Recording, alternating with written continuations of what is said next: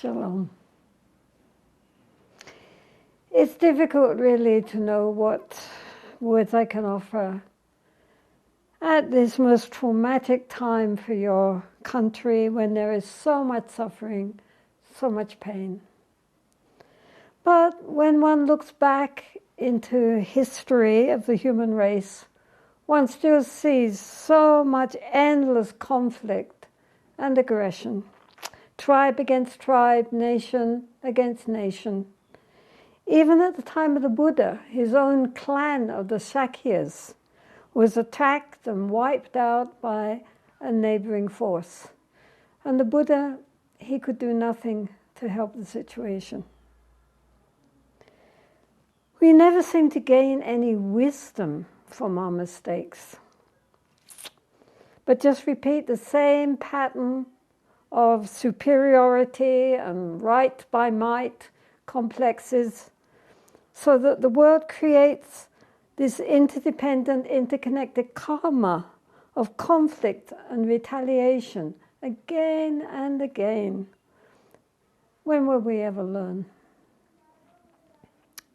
Hatred does not cease by hatred. Hatred ceases by non-hatred. So, as practitioners who do yearn for peace and reconciliation, what can you do? Nowadays, everyone is awash in a media ocean of biased propaganda, which intensifies the sense of division and anxiety. Perhaps the main practice, therefore, is simply not to plug into that dark energy of hatred and paranoia that surrounds you. Although this is difficult and may sound naive, yet it is possible to send out the light of love and compassion for all those who are involved in this dreadful conflict. Not to allow our hearts to contract. It's not a matter of choosing sides. Everyone is a victim of prior conditioning, and everyone, though they may hope for satisfaction, yet because of our blindness and our deep negative conditioning, they continue to create suffering for themselves and for so many others. It is so sad. So perhaps you could just sit quietly with your grief and with your deep, fearful anxiety, along with any hatred or resentment that may be there, and just allow the feelings to arise without trying to suppress them or even to change them. If one feels like crying, then just cry.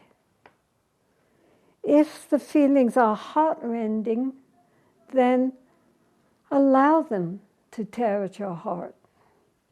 Do not analyze the feelings, but be with them. Give these painful feelings the space to come into consciousness and look on them with compassionate acceptance. Finally, sit with loving kindness and compassion for yourself and for your loved ones, and also for those that one finds difficult to love at this time. Just as the Buddhas and Bodhisattvas have unconditional love for all sentient beings, likewise I will cultivate love and compassion for all beings without discrimination. May all beings be well and happy and free from suffering. Imagine this like a warm light that radiates from your heart and gradually spreads out to encompass your neighborhood, city, and then all of Israel. From Israel, the light of love and peace gradually reaches out to cover neighboring countries and eventually the whole globe, dispelling the darkness of hatred and paranoia, the psychic pollution of greed and aggression. This beautiful world is aglow with peaceful reconciliation and religious tolerance. How wonderful! How sublime! This is our true nature when finally we wake up. Shalom.